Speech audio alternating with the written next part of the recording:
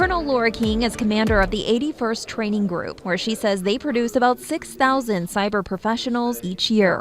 The new Mississippi Cyber Center is officially online. One creative idea, 2 squadrons teamwork, and 3D printing. It was a game changer. Dr. Jason Hayes is the medical director of radiation oncology. He treats about 110 patients with radiation every year, but he says those treatments have only been about 90% effective. It's not perfect, and even if we tape this down, there's air gaps between the skin. He took this to the 81st Dental Squadron. I can make any kind of shape, any kind of surface. With his software typically used to produce teeth, he's now developing custom-made devices for each patient, all starting with a digital scan. This towering structure, over 200 feet tall, is NASA's A2 test stand at the Stennis Space Center, originally built back in the 60s for the Apollo program. Now Stennis is handing the keys over to its largest commercial tenant, the 3D rocket printing company, Relativity Space. We're just thrilled about building on the history that they've started and making that a part of our future. This ceremonial welding marks the foundation of Ingalls' new guided missile destroyer for the U.S. Navy, the USS Ted Stevens. The Arleigh-Burke destroyers are the do-all of the Navy. Inviva is now the world's largest producer of industrial-grade wood pellets, a renewable and sustainable energy source for utility customers across the globe. While this is the first shipment, it represents many more to come. X-ray and radiology devices scan shipments entering the U.S. Port workers here will examine the images rather than the entire containers. That means quicker inspections and faster deliveries to your grocery stores. The opening of the Roger F. Wicker Center for Ocean Enterprise draws a crowd Friday. The facility dedicated to oceanic research and marine innovation. The last unexplored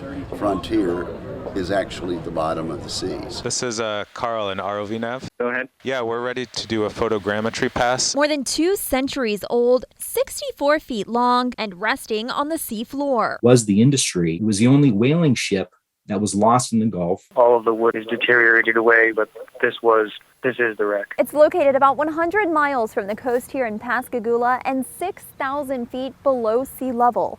Now, not many entities in the world can access this location, so researchers are not looking to bring anything up from this site. Dr. James Delgado is the Senior Vice President of Search Incorporated. He's worked on several shipwrecks from Pearl Harbor to the Titanic, and now the industry. As you find and as you work, the light comes on, and there you are being exposed to a story that perhaps you didn't even know had been written. Research shows it was manned by an African and Native American crew just years leading up to the Civil War. To land up on shore, they could be in a very tough jurisdiction. Our scientists were able to take the ship out, put our remotely operated vehicle over the side, survey this wreck with 21st century technology, which we're growing in spades here in Mississippi, and add the story of the industry back to the story of the Gulf Coast.